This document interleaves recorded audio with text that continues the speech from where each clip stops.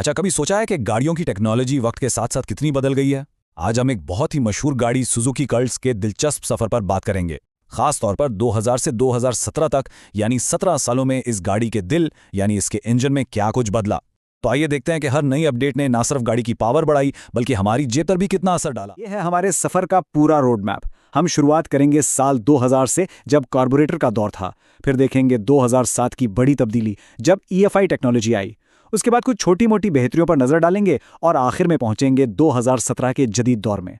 इनमें से हर एक पॉइंट कर्टस की कहानी में एक अहम मोड़ है। तो हमारी कहानी शुरू होती है साल 2000 से। इस साल सुजुकी ने कर्ट्स का वो मॉडल मुतारिफ कराया जिसने आने वाले मॉडल्स के लिए एक बुनियाद रखी। चलें जरा करीब से देखते हैं कि उस वक्त इसके बॉनेट के नीचे क्या चल रहा था। जरा इन तफसीलात पर नजर डालें। हम बात कर रहे हैं एक 1000 सीसी कार्बोरेटर इंजन की। इस जमाने में ये एक आम टेक्नोलॉजी थी। कार्बोरेटर आप समझ लें एक मैकेनिकल डिवाइस है जो हवा और फ्यूल को मिक्स करती है। सादा तो थी लेकिन बहुत ज़्यादा प्रिसाइज नहीं, और जैसा कि हम आगे देखेंगे इसका सीधा सीधा असर गाड़ी की फ्यूल एवरेज पर पड़ता था। इसको समझने के लिए ज़रा ऐसे सोचें कि आप किसी पौधे को बगैर नोजल वाले पाइप से पानी दे रहे हैं। कितना सारा पानी ज़ाया हो जाएगा, है ना?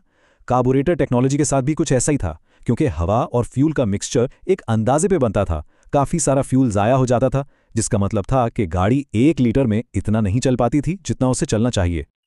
और ये रहे नंबर्स जो सब कुछ बता देते हैं।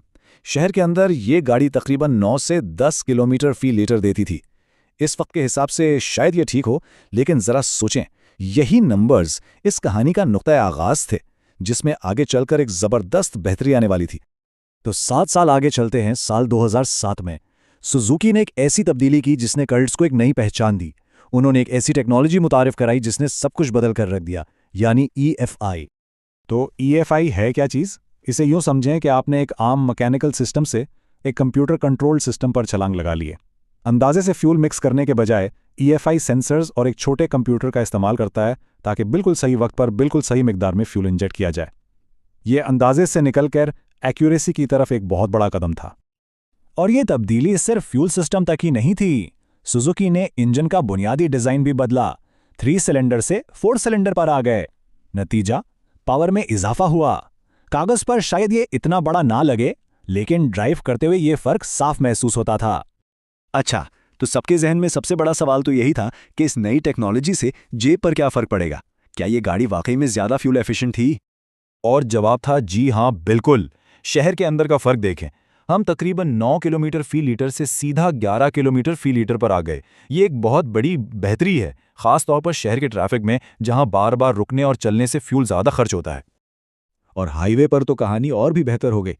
माइलेज में इस इजाफे का मतलब था कि लंबे सफ़र अब सस्ते हो गए, यानी इसी फ्यूल टैंक में अब आप ज़्यादा दूर तक जा सकते थे। लेकिन बात यहीं ख़त्म नहीं हुई।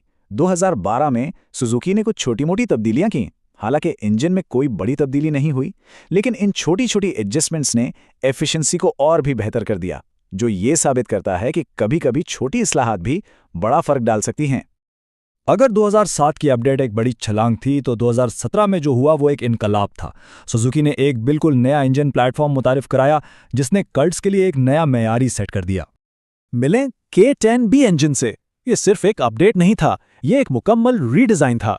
ज्यादा हल्का, ज्यादा जदीद, और इसे शुरू से ही 2 चीज़ों के लिए बनाया गया था: ज्यादा से ज्यादा पावर और कम से कम फ्यूल का इस्तेमाल। और हाँ, टॉर्क भी काफ़ी बढ़ गया, जिसका मतलब है बेहतर पिकअप।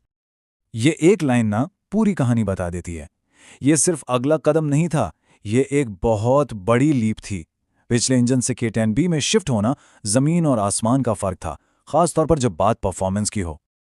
और ये है वो जादुई हिंदसा, 18 किलोमीटर फी लीटर। ज़रा याद करें, 2000 के मॉडल के लिए ये नंबर सोचना भी मुश्किल था। ये टेक्नोलॉजी की तरक्की का एक ज़बरदस्त सबूत है।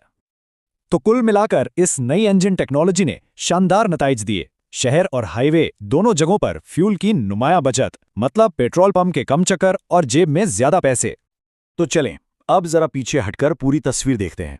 इस पूरे 17 साल के सफर को एक साथ देखते हैं कि तरक्की हुई कैसे। ये चार्ट खुद एक पूरी कहानी है। शहर में फ्यूल एवरेज में इस मुसलसल और मुतासिर को इजाफे को देखें। 9 से 11 और फिर सीधा 14 किलोमीटर पर लीटर तक। ये हर जनरेशन के साथ मुसलसल बेहतरी है। लेकिन हाईवे पर तो कहानी और भी जबरदस्त है। 12 से 18 किलोमीटर फी लीटर तक का इजाफा। ये पहले मॉडल से आखिरी मॉडल तक फ्यूल एवरेज में 50% का इजाफा है। ये वाकई कमाल है। तो ये टेबल समझें इस पूरे सफर का निचोड़ है। इस पैटर्न पर गौर करें। जैसे जैसे वक्त गुजरा और इंजन टेक्नोलॉजी जदीद होती गई, हमें ना सिर्फ ज्यादा पावर मिली बल्कि फ्यूल की बचत भी बहुत बेहतर हो गई। ये तो हर लिहाज से एक विन विन सिचुएशन थी। एक ही गाड़ी के मॉडल में 17 सालों की इस मुसलसल तरक्की को देखकर एक सवाल जहन में आता है। अगर हम सिर्फ 2 दहाइयों से भी कम वक्त में इतनी तरक्की कर सकते हैं तो जरा सोचें कि आने वाले 17 सालों में ऑटोमोटिव इंडस्ट्री हमें कितनी नाकाबिले यकीन कारकर्दगी और बचत दे सकती है।